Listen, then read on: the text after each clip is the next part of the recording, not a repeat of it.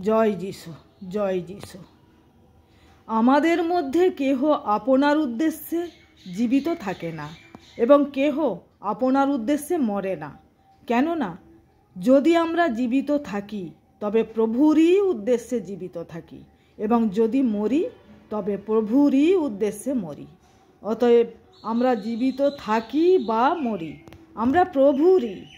কারণ এই উদ্দেশ্যে খ্রিস্ট মরিলেন ও জীবিত হইলেন, যেন তিনি মৃত ও জীবিত উভয়েরই প্রভু হন।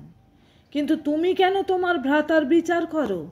কেনই বা তুমি তোমার ভ্রাতাকে তুচ্ছ করো?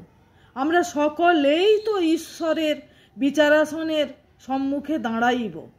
কেননা লেখা আছে, প্রভু কহিতেছেন, আমার জীবনের দিব্য আমার কাছে প্রত্যেক জানু পাতিত হইবে এবং প্রত্যেক জিহ্বা ঈশ্বরের গৌরব স্বীকার করিবে।